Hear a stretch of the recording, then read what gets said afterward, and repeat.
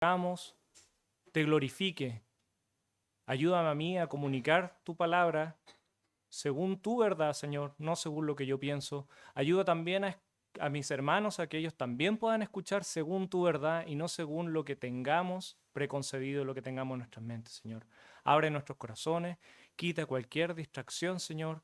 Te rogamos que sea un día en donde tu palabra nos ayude a ser mejores, ser más como tu Hijo, perdonar, Señor, tener más gozo, Señor, porque se vienen tiempos difíciles, son semanas duras las que estamos viviendo en muchos sentidos y necesitamos, Señor, tu gozo, Señor. Gracias por todo lo que estás haciendo y por todo lo que vas a hacer, te lo pedimos en el nombre de tu Hijo, Señor Jesús. Amén.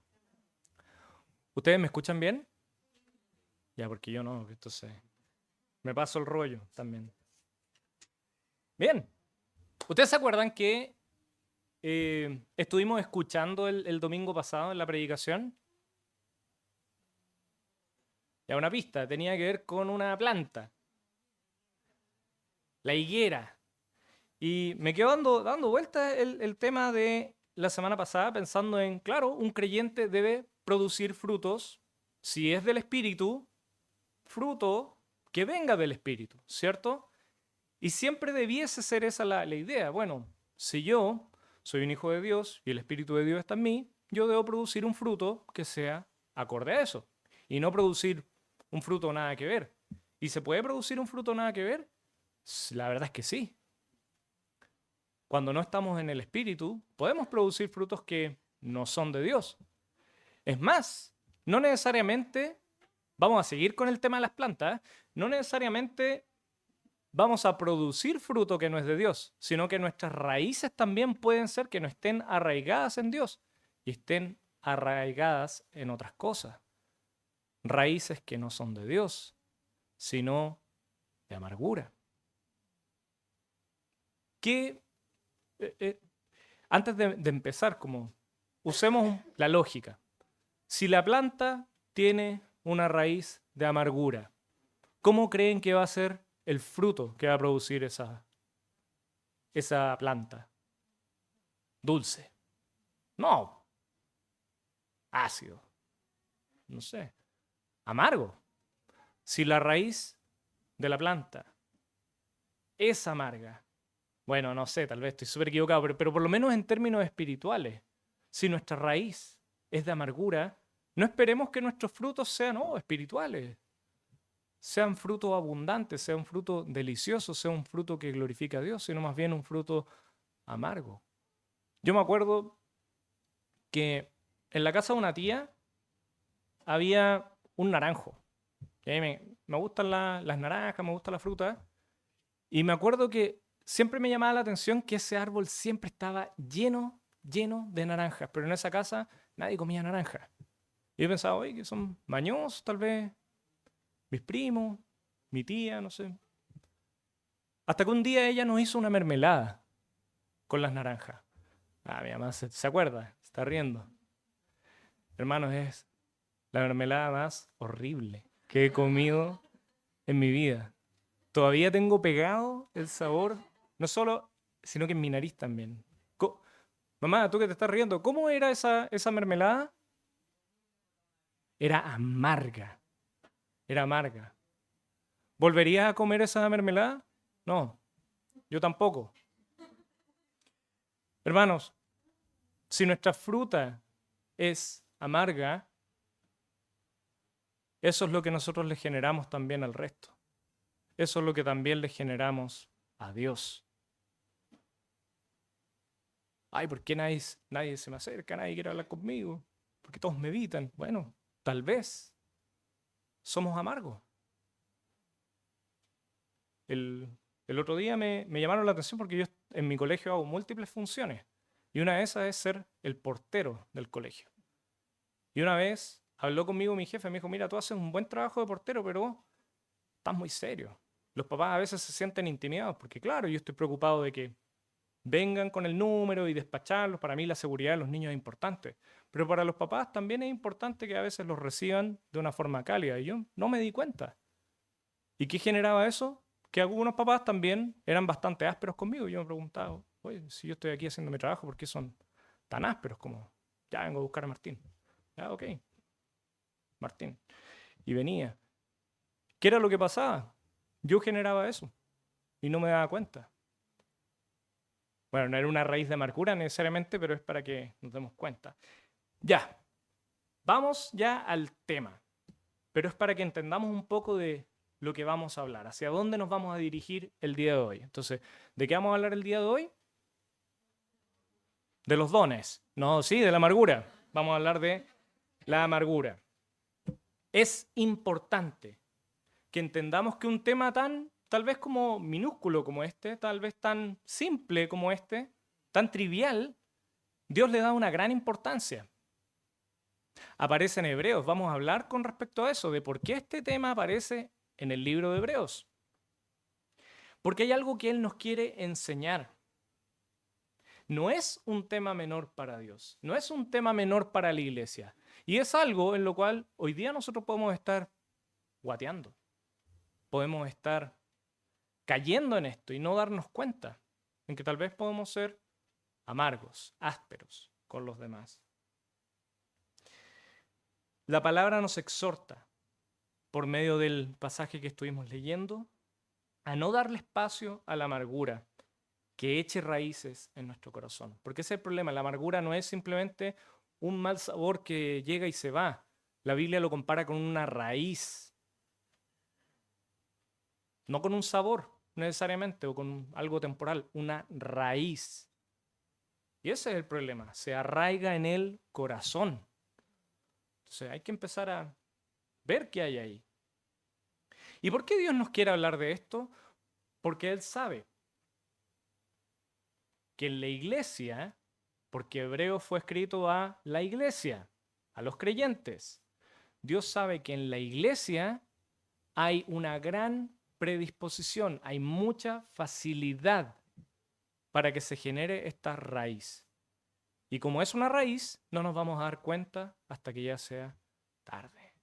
Entonces Dios sabe este tema y nos quiere advertir. Hebreos capítulo 12, versículo 15. Breve contexto. Si bien no sabemos quién es el autor de esta carta, porque no se presenta a sí mismo, sí sabemos a quiénes está dirigida esta carta. Y está escrita para aquellos creyentes que habían dejado el judaísmo y pasaron a seguir a Jesús.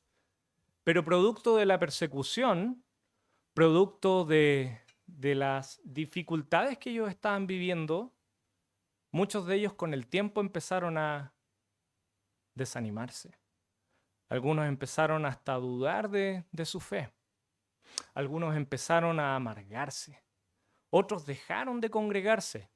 Otros se fueron deslizando de a poco. No es que un día uno está bien en el Señor y dice, oh, me encanta ir a la iglesia y el domingo siguiente no voy más, me aburrí. Eso no pasa. ¿Alguien ha dejado de congregarse alguna vez? No levanta la mano, no es necesario, pero yo creo que podrá identificar esta idea, que todo parte con una pequeña idea. Tal vez un domingo tuve una mala experiencia. Pero como no quise hablarlo, como no quise confrontarlo, como no quise pedir consejo, lo guardé. Y el domingo siguiente esa situación siguió ahí, me molestó, me hirió, me lastimó, me empecé a desilusionar, me empecé a hastiar y empecé a ir domingo por medio. Después ya no voy, después se transforma en un hábito y no nos damos ni cuenta y ya nos apartamos. Seguimos siendo creyentes, pero nos apartamos. Eso es lo que está pasando aquí en Hebreos. ¿Se entiende la idea? Muchos estaban ya desanimados y se habían deslizado. Otros estaban comenzando ese proceso y otros no querían deslizarse, pero eran tiempos sumamente difíciles para ellos. Y el capítulo 12 es hermoso porque les habla de dónde tenemos que poner la vista para no desanimarnos. Y esa fue la primera sección que leímos con Rafael, en Jesús. Pero también nos habla en dónde no poner nuestros ojos, en nosotros mismos, sino la amargura empieza a brotar. Vamos al versículo 15, que va a ser el centro de lo que vamos a estar estudiando el día de hoy. Mirad bien, no sea que alguno deje de alcanzar la gracia de Dios, que brotando alguna raíz de amargura soy muy sordo, por favor, os estorbe, y por ella muchos sean. Esa es la gran advertencia que se nos hace en este pasaje que estamos leyendo. Mirad bien, no sea que alguno deje de alcanzar la gracia de Dios, que brotando alguna raíz de amargura os estorbe a ustedes y por ella muchos sean contaminados. Y hay 3 puntos principales que me llamaron la atención dentro de este versículo y quería compartir con ustedes. Primero, que parte con la expresión mirad bien. Esto es como cuidado, atención aquí, ojo, atentos.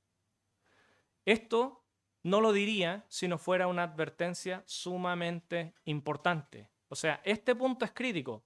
Si no diría, ay, también esto, pero dice, mirad bien, presten atención aquí. Escuchen bien esto, lo que viene a continuación, porque esto es clave. Así es como el versículo nos está diciendo lo que viene a continuación. Después dice, dejad de alcanzar la gracia de Dios. Recordemos que este texto fue escrito para creyentes, o sea, para personas salvas. Por lo tanto, esto dejar de alcanzar la gracia no tiene que ver con no alcanzar la salvación. ¿Ya? Dejar de alcanzar la gracia no significa, perder la salvación o nunca ser salvo. No. Aquí el autor en múltiples ocasiones hace referencia a que las personas que están leyendo esta carta o escuchando esta carta son creyentes. Entonces, esta gracia que él está hablando no tiene que ver con la salvación. No tiene que ver con la salvación. Le está diciendo a las personas que la gracia de Dios que ya está, no parezca como que ya no nos alcanza, o como que no estamos disfrutando de esta gracia, o como que no hemos sido alcanzados por esta gracia. Está hablando de una actitud. ¿Ha visto, hermanos, o usted ha sido de esos hermanos que, pese a que son salvos, pese a que el Señor los tiene, claro, con dificultades y todo, pero el Señor ha sido fiel con usted o con esas personas, parecieran que no viven de la gracia de Dios? Pareciera que todo es como un peso, todo es problema y angustia, una incapacidad de poder ver las bondades que el Señor ha hecho. Parece un extremo, pero es sumamente común. Me ha pasado, probablemente a usted también le ha pasado.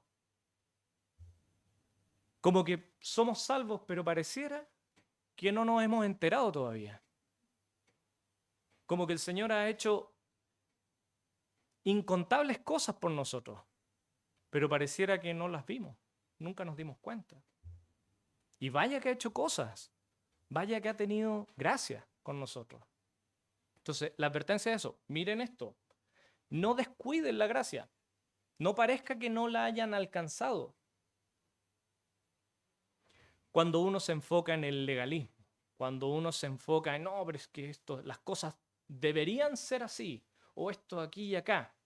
Ok, esas cosas dan origen a la amargura. Y la amargura echa raíces. Por eso es tan peligrosa. Porque no es un pensamiento, bueno, me enojé, pero ya se me pasó. No, hermanos, la amargura, la Biblia habla de que echa raíces. Y no en cualquier parte, en el corazón, que es uno de los lugares más peligrosos, simbólicamente hablando. Porque vaya que nos dejamos guiar por el corazón muchas veces. Peligroso. Y el tercer punto de este versículo es, os estorbe y muchos sean contaminados. Es interesante porque a veces pensamos que la amargura solamente le afecta al que está amargo, al negativo, al pesimista. No. La amargura no solamente va a impedir tu propio crecimiento, no solamente va a cortar tu comunión con el Señor y va a impedir que sigas creciendo y disfrutando de la gracia de Él y siendo parte de su obra, sino que lo peor de todo, y por eso es una advertencia a la iglesia y no a cualquier persona en particular, a la iglesia, es porque esta raíz de amargura se va a expandir. Va a impedir tu crecimiento y frutos espirituales, pero también va a afectar a todo tu alrededor y a todos los que te rodean. Habla de otros sean contaminados. Eso es lo que hace la amargura. Contamina a otros. Te estorba a ti, pero a la vez contamina, envenena a tu alrededor. ¿Se dan cuenta que en una iglesia, sobre todo una iglesia que está pasando por tiempos de crisis, la amargura no es algo menor? Es algo tremendo. Hay un pastor de apellido Morris que tiene una frase que a mí me gustó mucho y quería compartirla. Dice, una raíz de amargura nutrirá con amargura la planta y producirá frutos de amargura. Es inevitable. Pero hemos hablado de la amargura aquí, la amargura allá. ¿Pero qué es la amargura? Definamos qué es amargura. Esto lo saqué de Google, pero me hizo mucho sentido. Dice, es un estado de enojo y decepción persistente. Porque yo me puedo enojar, yo me puedo decepcionar, pero también lo puedo superar. Pero dice que es un estado de enojo y decepción persistente, o sea que no se va.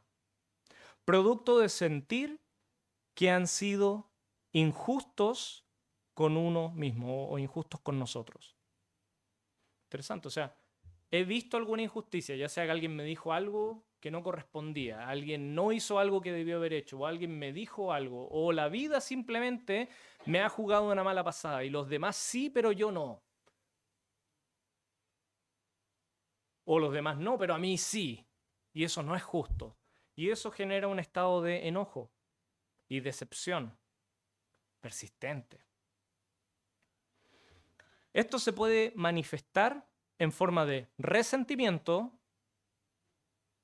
o sea, no he logrado perdonar el daño o la ofensa, pero también se puede manifestar en forma de envidia. Entonces la envidia es un tipo de amargura también. El resentimiento es un tipo de amargura, son reacciones a esta amargura. Lo interesante es que estudiando más sobre la amargura, pude observar esto, que la amargura puede dirigirse hacia una persona. Ustedes no saben lo que el Andrés me hizo el otro día. Y yo le guardo un profundo rencor, pero él no lo sabe y ahora se está enterando. Y es una amargura dirigida. Entonces me va a saludar el Mito y le voy a decir, hola Mito, ¿cómo estás? Y luego el Cris, hola Cris, ¿cómo estás? El Andrés, hola.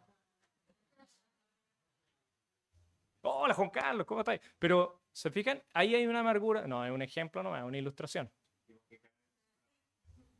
No sé, debí estarlo pensado. Ahí tenemos una amargura que es dirigida hacia una persona. Y eso es notorio.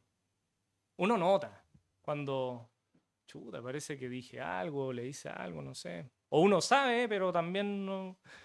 Pero es una amargura que es notoria.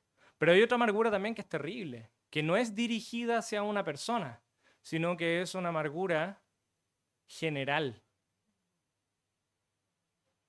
Y esta es terrible porque finalmente se canaliza a Dios.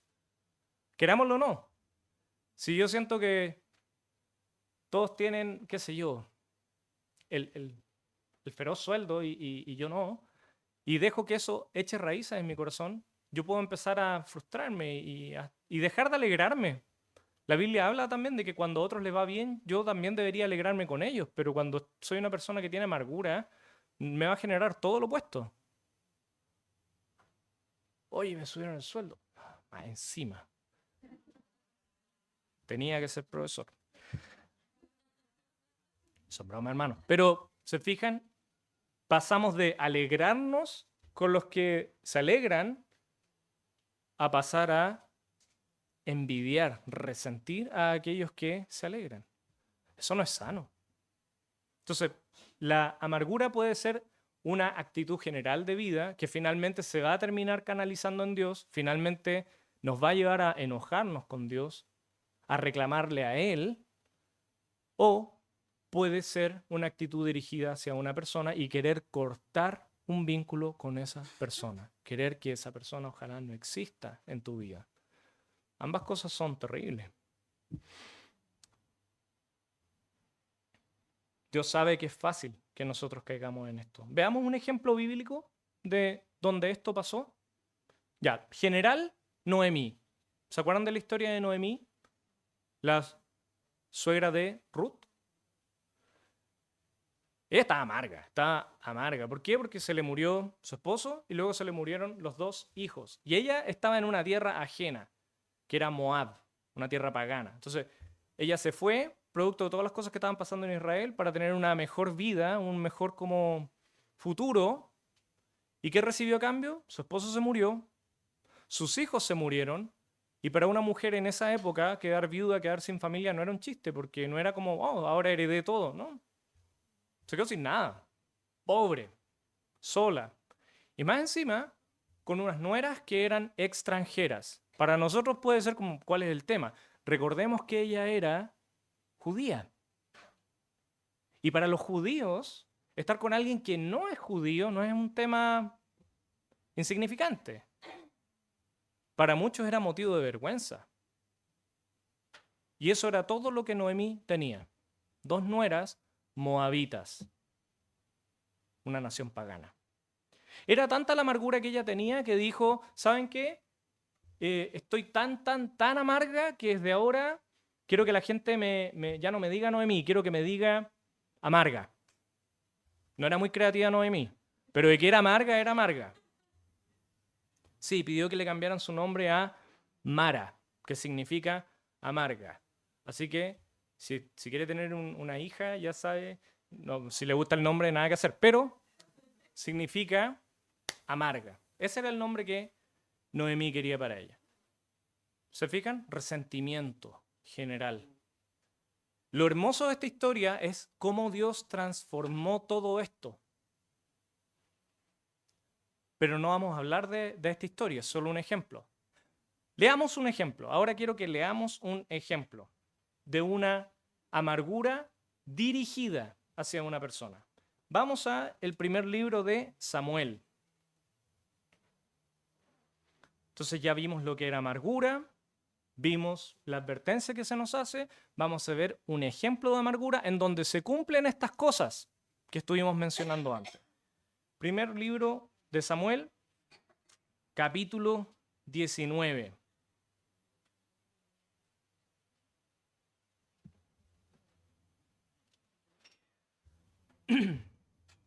¿Están ahí?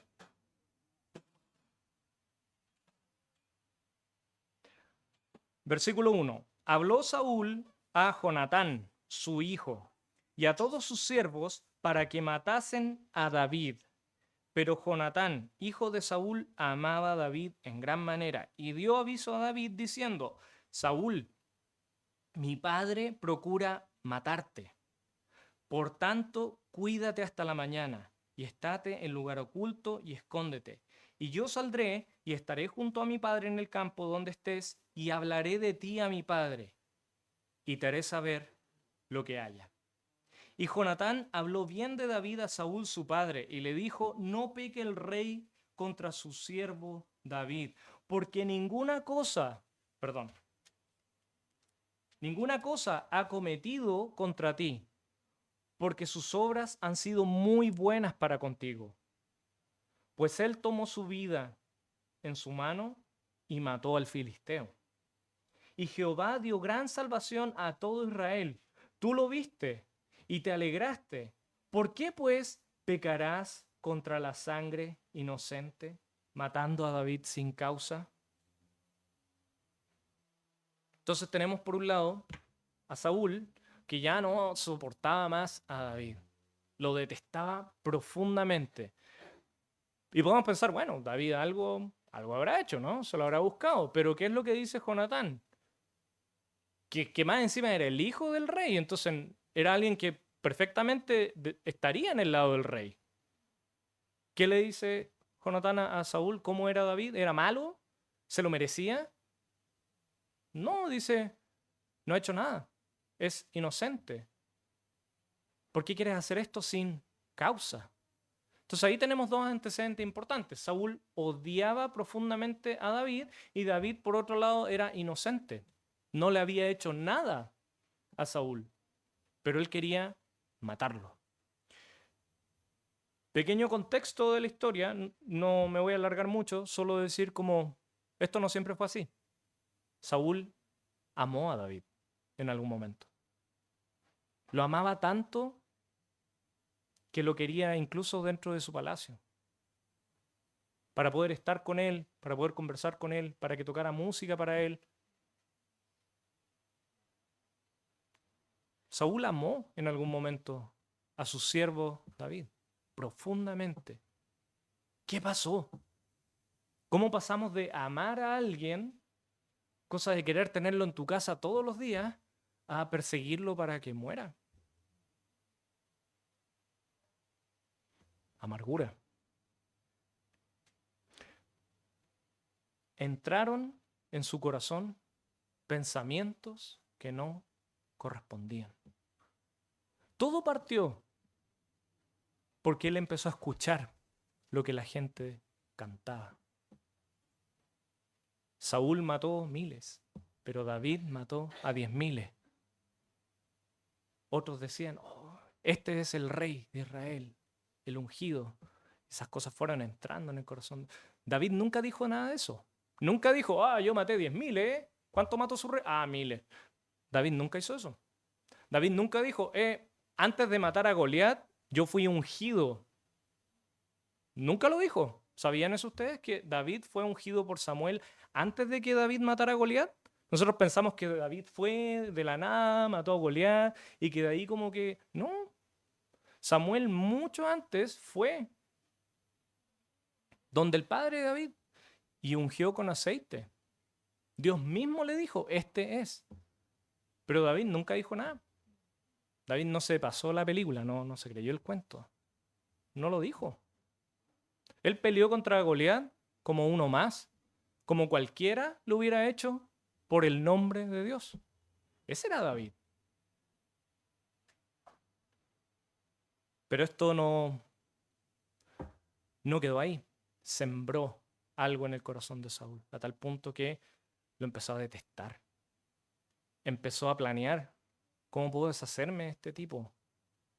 ¿Cómo puedo eliminarlo? Primero buscó tercero. Ya, mandémoslo a pelear contra los filisteos. Mira, si matas 100 te puedes casar con mi hija. David mató 200. Después buscó boicotearlo. Pero después era tanto el odio que Saúl sentía por David que miren lo que pasó en el versículo 9 del mismo capítulo. Capítulo 19, versículo 9. Y el espíritu malo de parte de Jehová vino sobre Saúl, y estando sentado en su casa, tenía una lanza a mano, mientras David estaba tocando. O sea, está ahí Saúl en su casa, ya después de haber hablado con Jonatán y que Jonatán lo persuadiera, ya, ok, no voy a matarlo, sí, ok, le perdono la vida. Y ahí estaba David en su casa, tocando para Saúl, lo estaba sirviendo. Y Saúl, en vez de estar ahí disfrutando de este servicio que David estaba haciendo, lo miraba y lo detestaba. Y de repente vi una lanza al lado de él. ¿Y si se la tiró? 10. Y Saúl procuró enclavar a David con la lanza a la pared, pero él se apartó delante de Saúl, el cual hirió con la lanza en la pared, y David huyó y escapó aquella noche.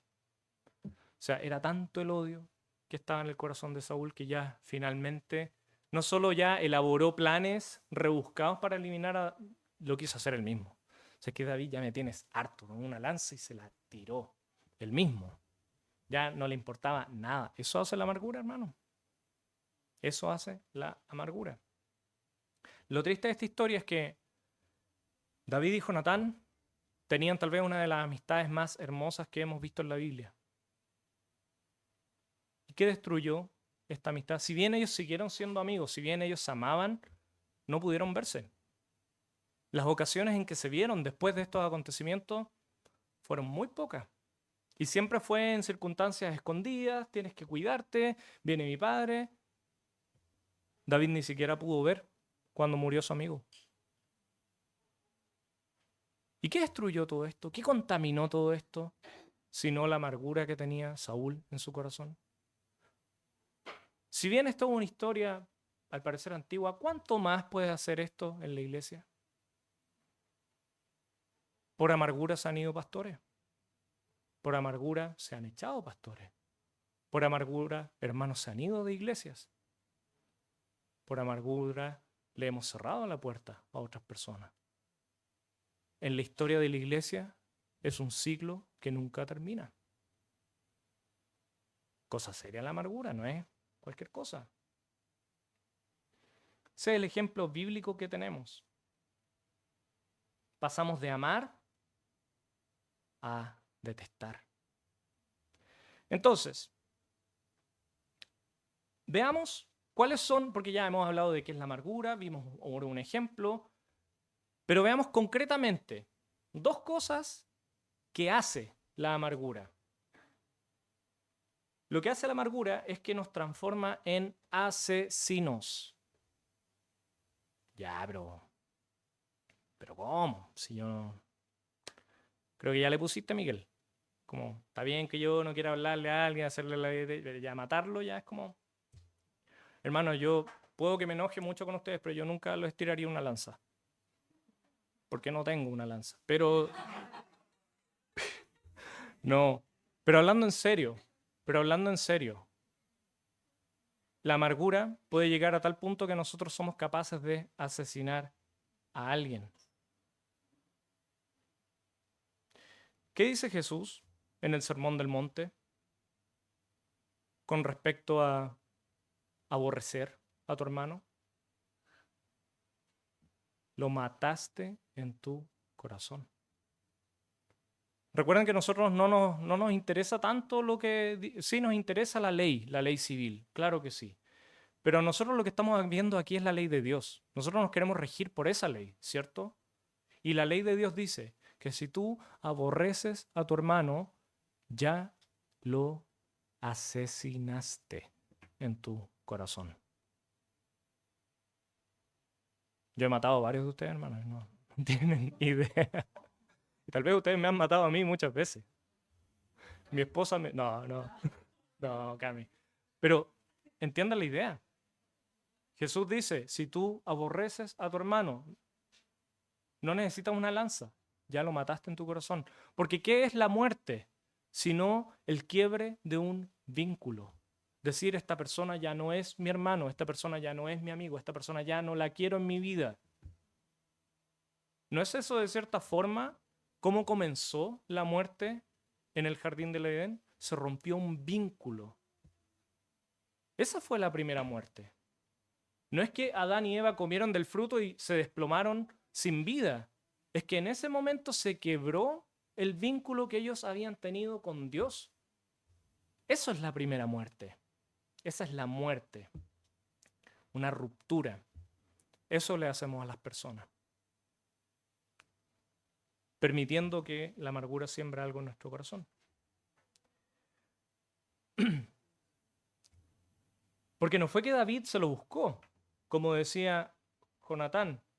Porque, ¿por qué pues pecarás contra David inocente?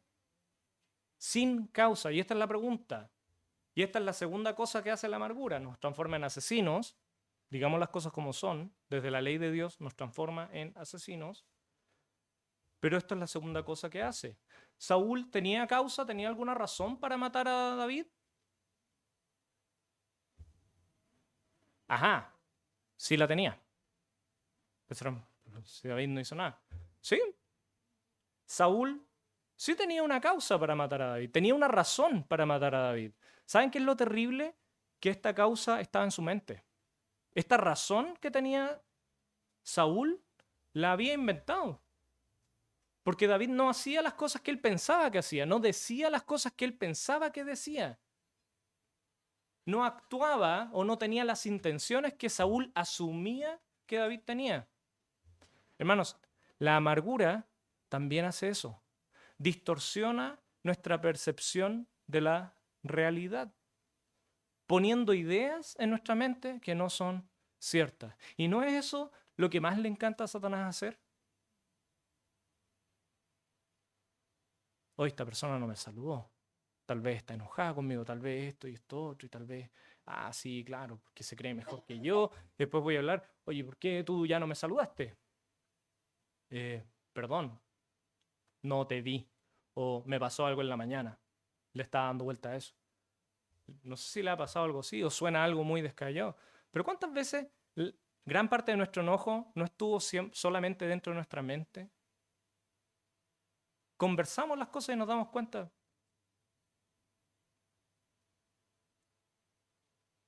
Oye, te quiero decir que ayer, no sé, pasó esta situación y tú hiciste esto y yo sé que tú me querías decir esto. No, para nada.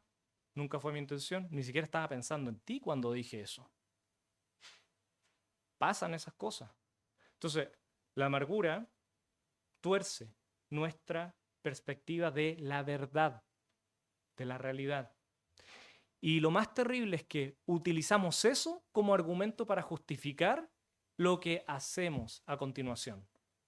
Ya sea desde algo como cerrarle la puerta a alguien y lo justificamos en base a esa realidad distorsionada, o incluso en el caso de Saúl, literalmente llegar a matar a alguien. Dios no lo permita. Esas son las cosas que hace. Y esta es la cosa. Puedes tener muchas razones entre comillas, para guardar rencor y no querer perdonar. Podemos inventar muchos justificativos, pero eso es mirarte a ti mismo desde una perspectiva egoísta. Porque eso pasa cuando nosotros nos ponemos a nosotros en primer lugar. Nosotros somos los ofendidos, a nosotros nos dijeron esto. ¿Cómo es posible que a mí? Pero ¿y el Señor? ¿Cuánto padeció Él? Justamente. Pero ¿cómo lo enfrentó Él? Leímos en la primera parte de Hebreos con gozo.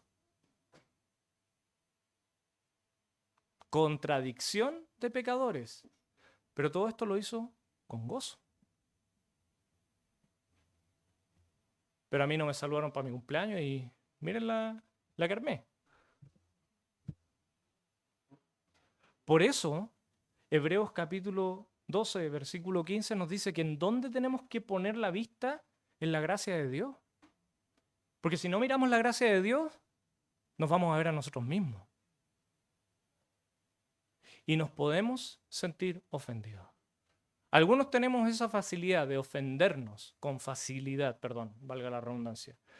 Algunos tenemos incluso el talento de ofendernos con demasiada facilidad, diría yo. Y es algo que tenemos que trabajar. Tenemos que ponerlo en las manos de Dios. No podemos pretender, es que yo soy así, pues si ya me conocen. No. Si te ofendes con facilidad o con demasiada facilidad, hay que empezar a trabajar eso. No por ti solamente, por tu familia, por la iglesia, por el Señor. ¿O quieres contaminarlo todo? Yo creo que no, ¿cierto? Soluciones. Porque veamos qué dice la palabra de cómo podemos combatir esto. Primero que todo, ¿qué hacer para combatir la amargura? El primer punto es entender, ¿tengo yo el poder de cambiar y transformarme a mí mismo? No los noto convencidos. No. Por ende, si estamos sufriendo de amargura, no es algo tan simple como, pero deja de amargarte. ¿Cómo no se me había ocurrido? Eres un genio. Claro. No, claro que no. Entender eso.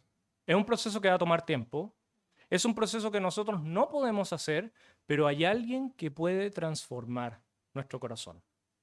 Y ese es el Señor, eso es su palabra. Entonces lo primero que nosotros debemos entender con respecto a la amargura es que es un proceso es algo que nosotros no podemos cambiar en nosotros mismos, pero el Señor va a transformar. Nosotros tenemos que permitir que Él haga la obra. Segunda cosa, si esto es un pecado, porque lo es, y Jonatán confrontó a su padre y le dijo abiertamente: Padre, con mucho respeto, porque también eres el rey y también eres mi padre, y él tenía que honrar a su padre, no dudó en decirle: esto es un pecado. ¿Por qué quieres hacer este pecado? Basta de decir: no, es que yo soy así, es que soy de mecha corta, no, es que soy medio sensible, no, es que soy medio delicado, no sé. Basta de poner etiquetas y empezar a ver las cosas como son. La Biblia dice que esto es un pecado, porque nos tenemos en demasiada alta estima y en muy poca estima a nuestros hermanos, a nuestro prójimo. Es un pecado y hay que confrontarlo como tal. Hebreos capítulo 12, versículo 1, lo leímos al principio, dice eso.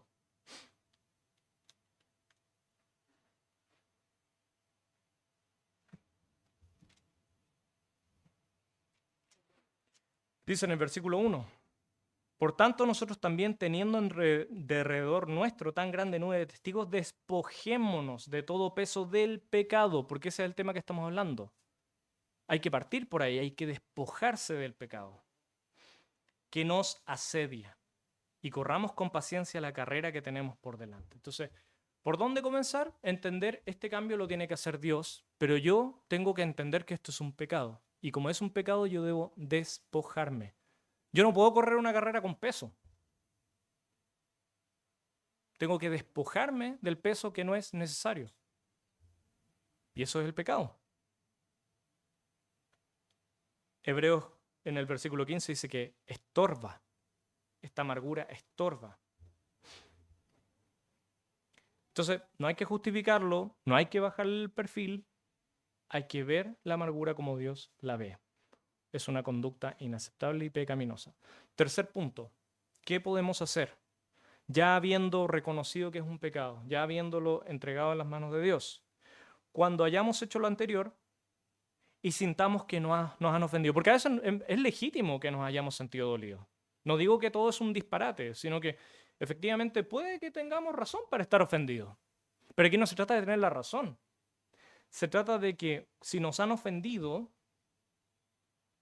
mirar la cruz y ver a aquel que lo ofendieron aún más. Y no otros, tú. Tú ofendiste al Señor enormemente y aún así Él quiso morir por ti y lo hizo con gozo.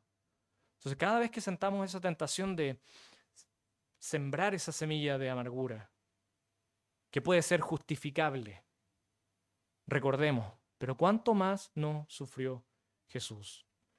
Miren lo que dice el versículo 2 del capítulo 12. Esa es la solución que le da el autor. Dice: puestos los ojos en Jesús. ¿Dónde hay que poner los ojos? En Jesús. Estás siendo perseguido, lo estás pasando mal, estás pasando por aflicción, estás amargo. Pon los ojos en Jesús, el autor y consumador de la fe, el cual por el gozo puesto delante de él sufrió la cruz, menospreciando el oprobio, y se sentó a la diestra del trono de Dios. Considerad a aquel que sufrió tal contradicción de pecadores contra sí mismo, para que vuestro ánimo no se canse. Por eso nos cansamos, porque no lo estamos mirando a Él, no estamos enfocados en Él, en nosotros mismos, hasta desmayar. Entonces, nos despojamos de esto, se lo entregamos a Dios, confesamos que esto es un pecado, nos arrepentimos por Él, pero a la vez también ponemos nuestra mirada en Jesús y empezamos a verlo o intentar verlo como Él lo vería, actuar como Él actuaría con respecto a esto. No miremos a los hombres, debemos poner los ojos en aquel que sufrió la cruz. Eso es la gracia. Esa es la gracia que tenemos que ver. Se da cuenta que no es la salvación netamente, sino que este acto que Jesús hizo por nosotros con gozo ya es un acto de gracia, que si nosotros lo consideráramos, no nos amargaríamos. No hacerlo es permitir que esta raíz finalmente brote. Pero poner la mirada en la gracia hará que nosotros no perdamos el ánimo. Andemos con gozo también, para que vuestro ánimo no se canse hasta desmayar. Cuarto punto, ya estamos terminando. ¿Qué podemos hacer para vencer la amargura? Ya hemos mencionado varias cosas. Perdonar. Perdonar a otros como a nosotros, perdonar a otros como a nosotros nuestras ofensas nos fueron también perdonadas. Una de las oraciones más comunes que hago es: Señor, perdón por esto y esto otro. A veces no soy de oraciones muy largas, pero a veces en el día estoy todo el día: perdón, Señor, por esto, perdón por esto, perdón, perdón, perdón, perdón, perdón. Pero alguien me hace algo a mí, no te perdono, o como, no, ¿cómo se te ocurre? No, no puede ser. Si el Señor nos ha perdonado tanto, ¿cómo yo no voy a perdonar una cosa, una ofensa? Una gran ofensa. No solo podemos, sino que además nos ordena. ¿Por qué? Porque Dios dice que si no perdonamos, Él tampoco nos va a perdonar. Y esta parte no nos gusta. Pensamos que Dios siempre perdona. No. Si tú no perdonas, Dios no te perdona. Eso lo dice Él en su palabra.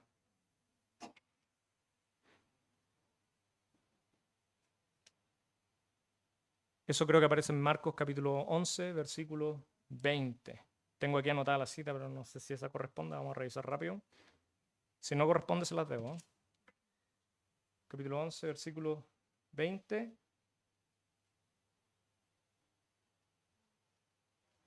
Pues 14.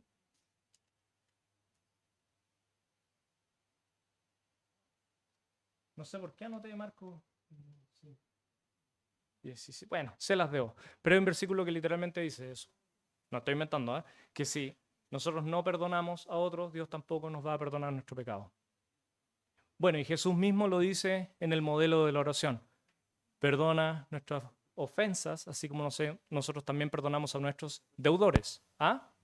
Mateo 6, 14. Era Mateo, ya, no Marco. ¿Qué dice? Porque si perdonáis a los hombres sus ofensas, os perdonará también a vosotros vuestro Padre Celestial. Mas si no perdonáis a los hombres sus ofensas, pues tampoco vuestro Padre os perdonará vuestras ofensas. Gracias, Cris. Sos un sol. Debemos perdonar. Y ese es el punto. ¿Por qué somos tan amargos? ¿Por qué no puedo deshacerme de esto? Porque no queremos perdonar. Hay que perdonar. No es una opción, es una orden de parte de Dios. Si quieres que Él te perdone a ti, ve tú. Último punto. ¿Qué puedo hacer para finalmente deshacerme de esta raíz de amargura? Ya la he confesado.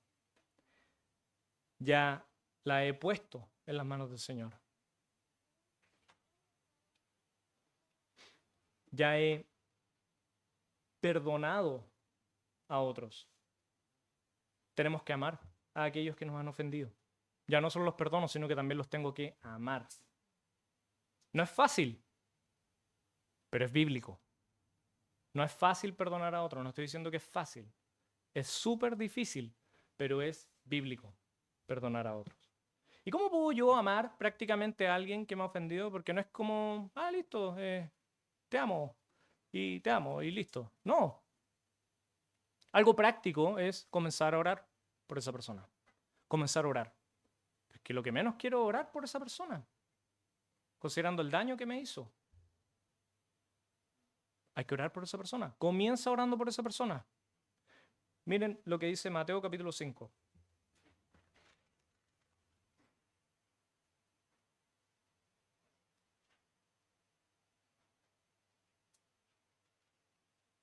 Mateo capítulo 5, versículo 44. Pero yo os digo, amad a vuestros enemigos, bendecid a los que os maldicen, haced bien a los que os aborrecen y orad por los que os ultrajan.